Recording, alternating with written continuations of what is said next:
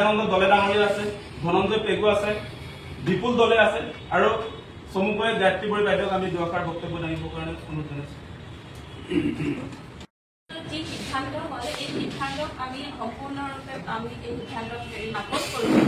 কাৰণ আমাক ৰাজ্যিক ভিত্তিত বন্ধ লাগে, আমাক 10খন বা 11খন জিলাত আমাক বন্ধ নালাগে।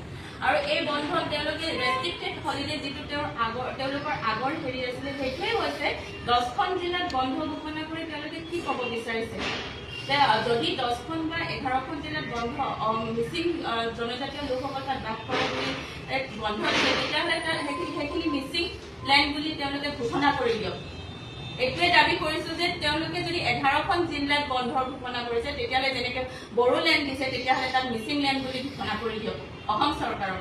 এইটো দাবী কৰিছোঁ আমাৰ মিচিং সচেতন সমাজৰ পৰা।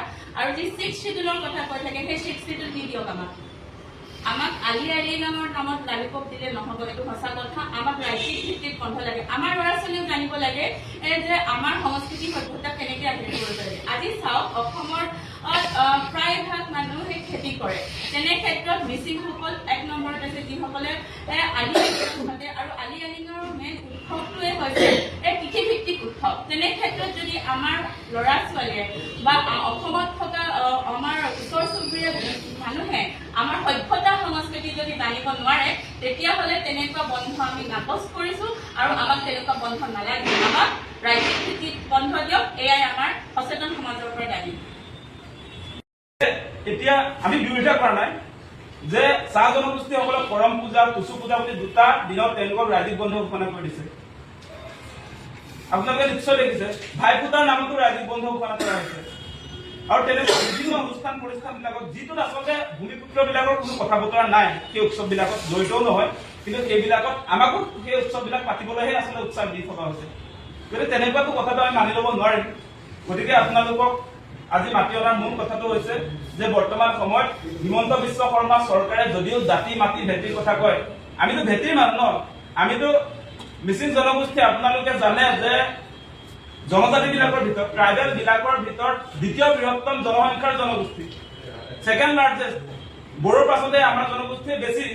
আৰু আপোনালোকে জানে অসমত প্ৰতিখন জিলাত আমাৰ কম বেছি পৰিমাণে জনসংখ্যা আছে, কিন্তু আমাৰ নিজৰ জনগোষ্ঠীৰ জনসংখ্যা য'ত য'ত আছে, এতিয়া গুৱাহাটীত যথেষ্ট সংখ্যক মিচিং সম্প্ৰদায়ৰ মানুহ আছে, কিন্তু আমি এতিয়া আলি আই লৃগাং পাতিব নোৱাৰো।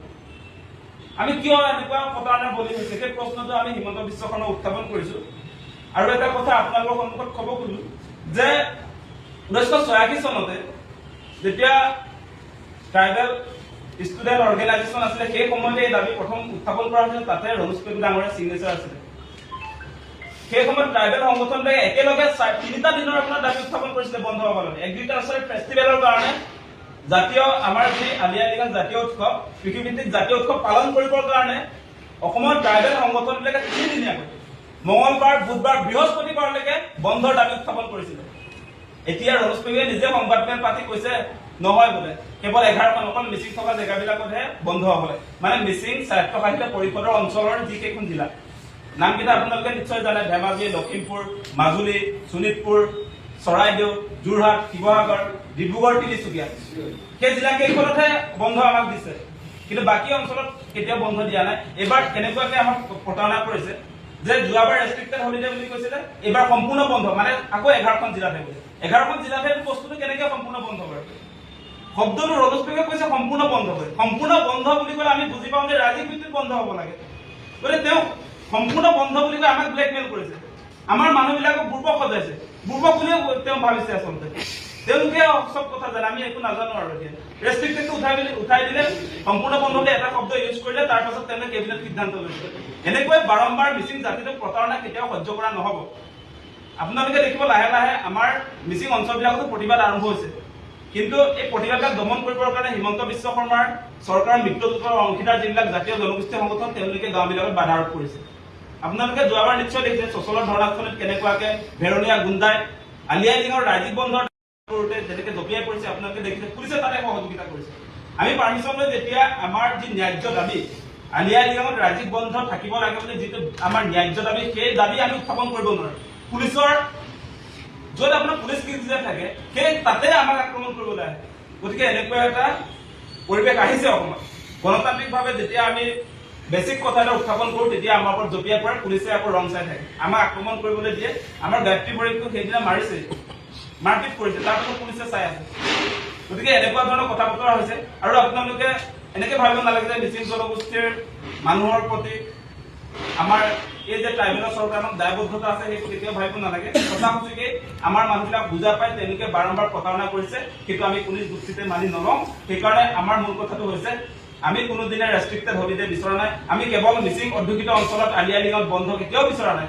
আমাৰ বন্ধৰ দাবীটো হৈছে ৰাজ্যিক ভিত্তিত, ৰাজ্যিক ভিত্তিত সন্মান সহকাৰে আমাৰ কৃষ্টি সংস্কৃতি, আমাৰ পৰম্পৰা, আমাৰ আচাৰ ব্যৱহাৰ, আমাৰ জীৱন ধাৰণ প্ৰণালী এই গোটেইখিনি প্ৰচাৰ প্ৰসাৰ হ'ব পৰাকৈ আমাক ৰাজ্যিক ভিত্তিত বন্ধ লাগে। সেই কথাটো আপোনালোকৰ সন্মুখত ৰাখিলো। কিন্তু এই মুহূৰ্তত বিজেপি চৰকাৰখনে যি ধৰণে বাৰম্বাৰ এনেই মিছা মিছি কেবিনেট সিদ্ধান্ত লৈ থাকে, এটা শব্দ ভৰাই দি দিলে আৰু মিচিং জাতিটোৰ কল্যাণৰ কাৰণে কিবা কৰা সূচাই নেকি বাৰু? আপোনালোকে ভাবকচোন বাৰু। সেই ৰেষ্ট্ৰিক্টেড হলিডে বুলি যোৱাবাৰ ক'লে সেইটো সম্পূৰ্ণ কৰি থৈছে, তাৰপাছত ক'ত হ'ব এইটো সম্পূৰ্ণ বন্ধ মিচিং গাঁওবিলাকত, টাউনে চহৰে নহয়। তেতিয়াহ'লে আমাৰ বৃহৎ জনসংখ্যাৰ মানুহে এই নিজৰ উৎসৱটো পালন কৰাৰ পৰা বঞ্চিত থাকিবলগীয়া হৈছে। গতিকে এই কথাখিনিকে আপোনালোকৰ সন্মুখত ৰাখিলো।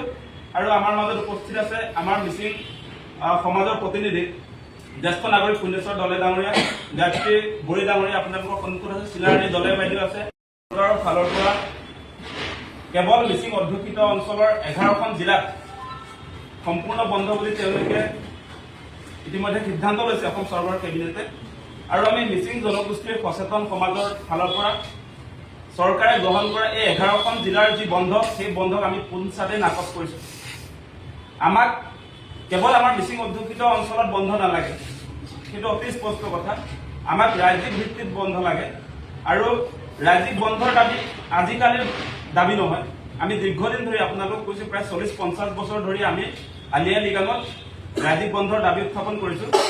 আৰু ৰাজ্যিক বন্ধৰ বেকগ্ৰাউণ্ড এনেকুৱা, আপোনালোক সকলোৱে নিশ্চয় জানে যে আলি আই লৃগাং এনে উৎসৱ যে এই উৎসৱটোতে মিচিং জনগোষ্ঠীৰ আচলতে কৃষ্টি সংস্কৃতি, আচাৰ ব্যৱহাৰ, ৰীতি নীতি, পৰম্পৰা, মিচিং জাতিৰ জীৱন ধাৰণ প্ৰণালী এই সকলোখিনি আচলতে প্ৰতিফলিত হয় আলি আই লৃগাঙৰ দিনটোত। আৰু আলি আই লৃগাং মানে আপোনালোকে জানে যে শস্য সিঁচা উৎসৱ। শস্য মানে আপোনালোকে নিশ্চয় জানে যে আলি আই লৃগাং আমি এগ্ৰিকালচাৰ ৰিভলিউচনৰ কাৰণেও আচলতে এইটো বহুত প্ৰাসংগিক। বৰ্তমান সময়ত যিটো সময়ত আপোনালোকে দেখিছে যে লাহে লাহে অসমত কৃষি নকৰা হৈছে, খেতি নকৰা হৈছে। কিন্তু আপোনালোকে জানে, আপোনালোকেও বাতৰি প্ৰচাৰ কৰে, যেতিয়াই আঘোণ মাহ আহে, সেই আঘোণ মাহত মাজুলীৰ পৰাই মিচিং কনেঙে অন্যতমৰ গীত গাই যেতিয়া ধান কাটে, আপোনালোকেও প্ৰচাৰ কৰা আমি দেখিছো, সংবাদ মাধ্যমে প্ৰচাৰ কৰে। গতিকে কেৱল আমি কৃষ্টি সংস্কৃতিয়ে নহয়, আপোনালোকে জানে তাৰ লগে লগে কৈছো যে আমাৰ এগ্ৰিকালচাৰ ৰিভলিউচনৰ কথা বতৰা আছে, কৃষিভিত্তিক জাতীয় উৎসৱ। গতিকে এই জাতীয় উৎসৱৰ প্ৰাসংগিকতা আছে। আৰু এইবাৰ তেওঁলোকে কি কৰিলে চৰকাৰৰ ফালৰ পৰা, যোৱাবাৰ ৰেষ্ট্ৰিক্টেড হলিডে বুলি কৈছিলে, এইবাৰ কেবিনেট সিদ্ধান্ত লৈ কেৱল সেই ৰেষ্ট্ৰিক্টেড হলিডেকে সম্পূৰ্ণ বন্ধ বুলি কৈছে। সম্পূৰ্ণ বন্ধ ক'ত বন্ধ হ'ব? মিচিং অঞ্চলবিলাকত, মিচিং অধ্যুষিত অঞ্চলবিলাকত বন্ধ হ'ব। সেইটো বোলে সম্পূৰ্ণ বন্ধ। আমি সম্পূৰ্ণ বন্ধ বুলি যেতিয়া তেওঁলোকে ঘোষণা কৰে, এইবাৰ ভাবিছিলো যে তেওঁলোকে নিশ্চয় এইবাৰ ৰাজ্যিক বন্ধই ঘোষণা কৰিছে, সেই কথা আমি ভাবি আছিলো আৰু আশাও কৰি আছিলো। যোৱাবাৰ আমি প্ৰতিবাদী কাৰ্যসূচী ৰূপায়ণ কৰিছিলো, আপোনালোক সকলোৱে নিশ্চয় বাতৰি সম্প্ৰচাৰ কৰিছিলে। আৰু তাৰ পাছত তেওঁলোকে আলোচনালৈ মাতিছিলে। সেই সময়ত তেওঁলোকে ক'লে যে নেক্সট ইয়াৰ আপোনালোকৰ এই দাবীটোৰ প্ৰতি আমি এটা যোগাত্মক সিদ্ধান্ত গ্ৰহণ কৰিম, তেনেকুৱা ধৰণৰ কথা বতৰা চৰ্চা হৈছিলে। কিন্তু এইবাৰো আচলতে ললিপপে দিলে। এইবাৰো হিমন্ত বিশ্ব শৰ্মা চৰকাৰে মিচিং জনগোষ্ঠীক ললিপপে দিলে।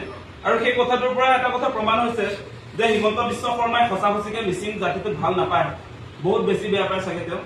সেইকাৰণে আমাৰ এই দীৰ্ঘদিনীয়া দাবীটোক তেওঁলোকে কোনোদিনে গুৰুত্ব দিয়া নাই। আৰু আজিকালি আপোনালোকে নিশ্চয় লক্ষ্য কৰিছে, আমাৰ আলি আই লৃগাঙৰ দিনটোত আমাৰ মিচিং ল'ৰা ছোৱালীয়ে স্কুলত যাবলগীয়া হয়, কলেজত যাবলগীয়া হয়।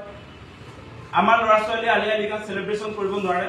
আৰু সেই একেটা সময়তে আমি দেখিছো, আমি গুৱাহাটীত থাকো, যে গুৱাহাটীত ছট পূজাত আমাৰ ল'ৰা ছোৱালীয়ে স্কুল বন্ধ পায় আৰু ছট পূজা অনুষ্ঠানবিলাকত যায়। এনেকুৱা এটা পৰিস্থিতি আহিছে। আমাৰ মিচিং ল'ৰা ছোৱালী এতিয়া আলি আই লৃগাং সম্পৰ্কে নজনা হৈ পৰিছে লাহে লাহে। সেইটো হ'বই, কাৰণ আপোনালোকে জানে যে যেতিয়া ৰাজ্যিক ভিত্তিত বন্ধটো ঘোষণা কৰা হয়, তেতিয়া ৰাজ্যখনৰ সকলো ৰাইজে যিটো দিনা আচলতে বন্ধ হয়, এতিয়া ছট পূজাত বন্ধ হৈ গ'ল। আমি ছট পূজাটো কি সেই সম্পৰ্কে আমি জানিবলৈতো সুযোগ পাওঁ, সকলোৱে সুযোগ পায়, বন্ধ থাকে। আৰু ছট পূজা অনুষ্ঠানবিলাক আমাৰ মানুহেও যায়।